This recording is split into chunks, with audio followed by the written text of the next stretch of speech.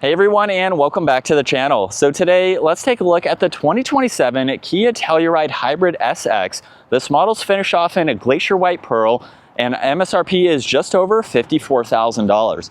So we have a very nicely equipped 3-row SUV, and there are tons of options, including that hybrid powertrain that you can opt for these models.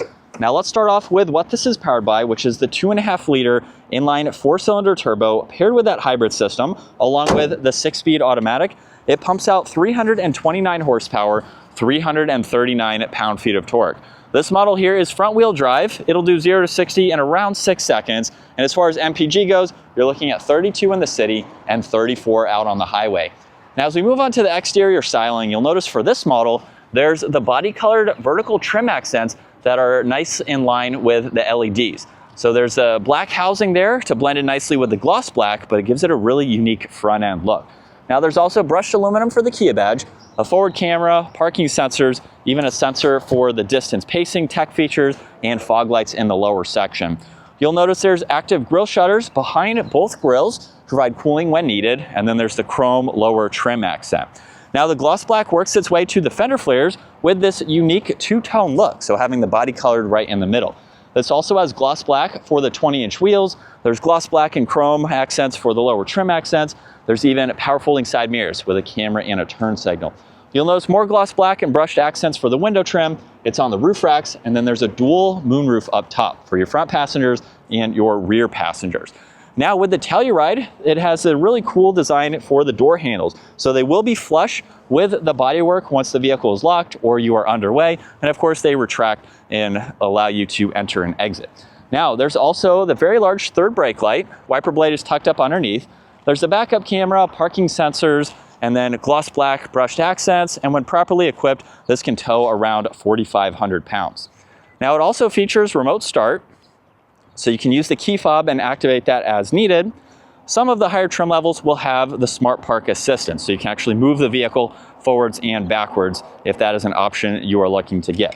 Now you can of course use the control on the key fob or the release underneath to gain access to the cargo space. Now the Telluride is a 3-row SUV. You'll notice with the third row up, there's quite a lot of space. There's also a little bit of space under the floor where you get a ruler, an area to place some items as needed. And then there's also a 3-prong outlet. You have a 12-volt, some tie downs too.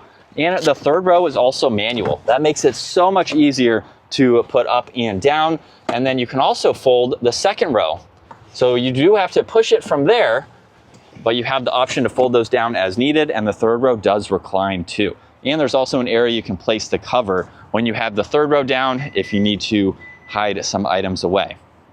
Now, as we move on to the interior, this model has the manual sunshades. There's also Meridian for the sound system, unique design for the release handle, along with some storage down below.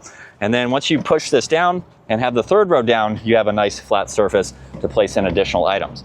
Now, in order to gain access to the third row, you could walk through the middle, or you can push this control or the one down below and actually slide the seat forwards and out of the way. Now, you can have 3 people back here, mainly kids, of course. At 5'10", I might be able to ride around for a little bit. There's cup holders, auxiliaries. I have about a ½ inch or so of headroom. There's also lights, and you have the climate vents too, which is of course helpful. So it is nice if you need those additional seats. And then the second row does move forwards and backwards. So depending on if you need more leg space for your second or your third row passengers. Now there's storage pockets, auxiliaries, cup holders, and storage. The captain's chairs do recline, and you also have the adjustable armrests, so you can use those as needed. You'll notice the sunshade, which is power operating from up front, and then there's climate adjustments along with voice commands too for the second row. You have vents and 2 grab handles too. And then up front, you'll notice heated and cooled seats, memory seating adjustments, window controls, side mirror adjustments, and then everything else is the same as in back. Now this also has power operating front seats, which do have a power leg extension and then perforated headrests. And as we hop in, we have a leather trim steering wheel. Engine start stop button is this column on the right side. This is also your gear selector. So rotate this counterclockwise and you can bring up the camera system. So now we have the rear view here with several angles. You can quickly get into the 3D view as well. and just swipe your finger around the screen. Now to activate the forward camera, put it into drive, and now we can go through those angles as well. It is very quick to the touch, so this is a super easy system to use. Park's located on the end of the stalk. Now this also has paddle shifters, and then there's voice commands, mode, volume and tuning, even a favorites button too. So you can set this up to what you use the most, even a passenger talk, which is one of the options. And then on the left side, there's all the cruise control settings and the adjustment to go through the gauge cluster. Now there's not a ton to scroll through, but you do have 3 pages here to get into, just depending on some of the information that you would like to view. And you also have 3 different driving modes to get through those as well. Now on the left side, there's the e-brake, a dimmer switch, there's a liftgate release, a tow mode, traction control, fuel cap release. You get 1 air vent with this marble trim.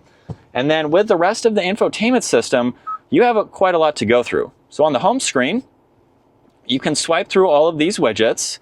There's even physical buttons down below. So you can quickly get into home, get into map, you have search and media, even setup too, to configure some of this information. And there's also another favorites button.